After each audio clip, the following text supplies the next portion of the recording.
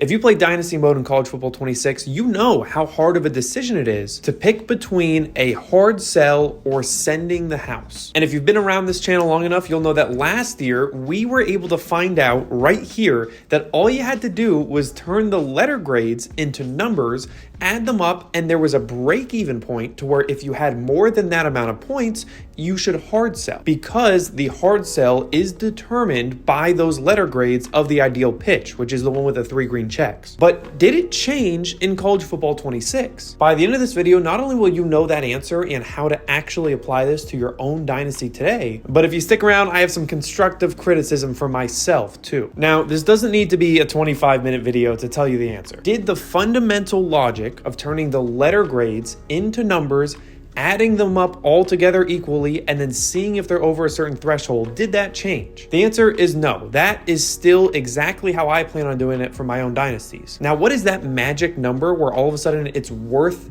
doing the hard sell? Well, to try and find that number and to see if they changed the logic behind all this, I did the same thing as last year, where we took 2 very similar teams with a very similar proximity, very similar level of recruits, and we would work 35 different prospects into the top 5, and every single time we would randomly decide whether Florida or Florida State is going to be doing the selling. We also, this time, randomly decided if it was going to be a hard sell or a soft sell. If it was a hard sell, we compared that to the 40 hours of regular recruiting actions. So the 25, the 10, and the 5 all together on one team, and then the hard sell on the other team. And if it was a soft sell, well, you just did that 20-hour soft sell, and we compared it to the 25-hour friends and family. So actually, we would kind of expect on average that friends and family to do a little bit better. Now, we did make one major improvement this time, and it took a lot of effort, which is why I haven't posted a video in a couple days. But rather than doing this eyeball judgment by myself of whether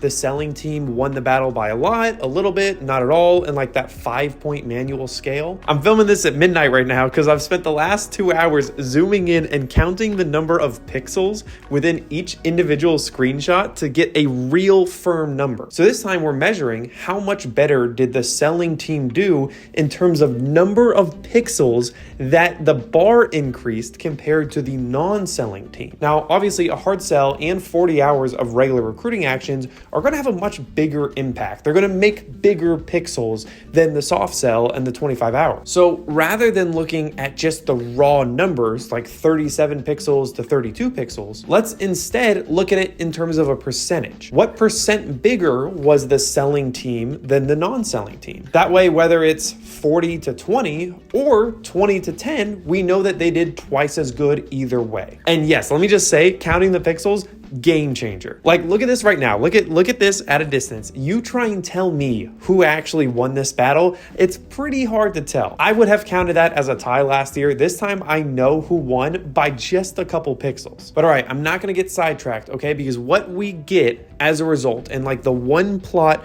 that I am using to really base these from, is this right here. Similar to last time, on the horizontal axis, what we have is the total points if you were to convert those letter grades into numbers, add them all up together. And yes, I checked this time, just like last time, to see if a deal breaker is having an outsized impact compared to the other 2 check marks, and that's still not happening. So if the deal breaker was an A and the other 2 were Bs, that's just as good as a deal breaker being a B and then having an A and a B in the other 2 grades. And just like last time, what I want to point you to is to that black dotted line, because that is the line where all of a sudden selling has more of an impact than the traditional recruiting actions. And that blue line is the line of best fit from the 35 prospects. So for all 35 prospects, the ones that are over there on the right had the really good scores. And also, just like we would expect, the schools that were selling outperformed the schools that weren't by a lot. What's really cool too here is that we could actually split this out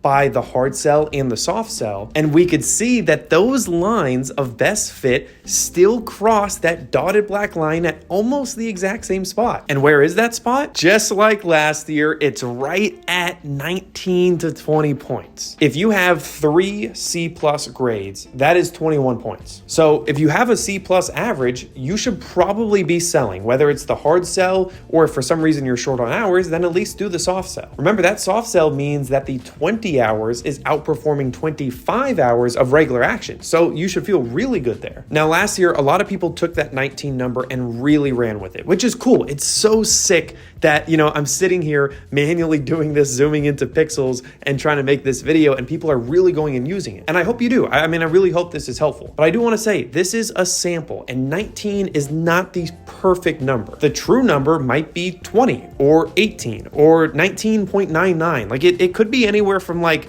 18 and a half to 21-ish. What I'm still gonna do is, if it's 21 points or better, if it's a C+ average or better, I'm hard selling. And if it's 19 to 20 points and I add it up, or even if it's 18, it's just gonna have to depend on the situation. Am I willing to take the risk that it's not gonna pan out? If the answer is yes, then yeah, I'll hard sell at 19 points. And that's exactly what I would personally recommend you do in your dynasty as well. And I promised at the start, I had some constructive criticism for myself, and this chart is where we need to talk. Those of you with some sort of stats background are probably already in the comment section pointing this out, so let me just beat you to it. We are making a major mistake basing all of our results off of this chart and this data alone. I wanna raise my hand, and I want to say that we are extrapolating, and if that word means nothing to you, that's fine. Editor Max will throw a image that is a fairly funny meme about what extrapolating is. I'm going to sit here and stall and kind of talk as you read it, and hopefully you've processed it by now, but that's a problem. You can't just always assume that things will go on forever, and that's what a line of best fit does. Like, it is a line, so it can go as far as you want either direction. And if you look at this line, what you'll see is we only had one prospect out of the 35 that we had really bad pitch grades on. It's all the way down there at 11. So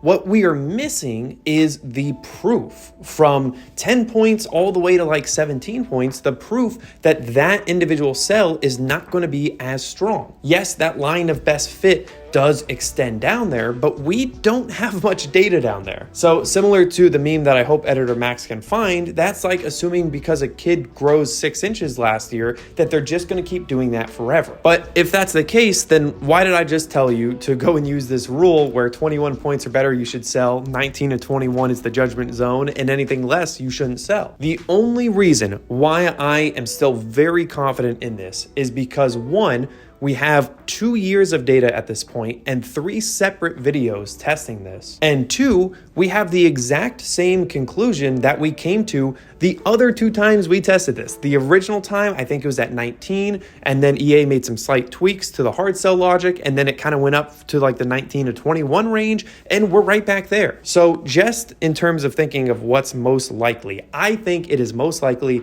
that EA didn't change this at all. And what we found out in College Football 25 9 months ago and confirmed is the same thing. And this whole thing is my fault, all right? I totally forgot how good the selling grades were going to be if you picked 2 pretty good schools like Florida and Florida State. I haven't done this experiment in a year. That's my bad. But for now, I'm very confident that it's a very similar rule as last year. And I'm still going to follow this where we add them up. And if it's greater than 21, I'm definitely selling. If it's less than 19, I'm definitely not. And if it's in the middle there, then it's a judgment call. What I would like to do is run this back for a 4th time with a worse school in College Football 26, especially if a patch comes out at some point in July or early August. But admittedly, I spent 2 full days on this video alone, so it takes time, and there's a lot of other really interesting stuff I want to see. I don't want to just keep checking in on all of our findings from 25 because there's a lot of new things we should go find out about. So if you made it this far to the extra 4-minute rant about some of the limitations of this study, I appreciate it because, like I said, there's new stuff to go find out. So hopefully you'll be there for some of that. If not, I appreciate your time either way. Thanks for watching. Peace out.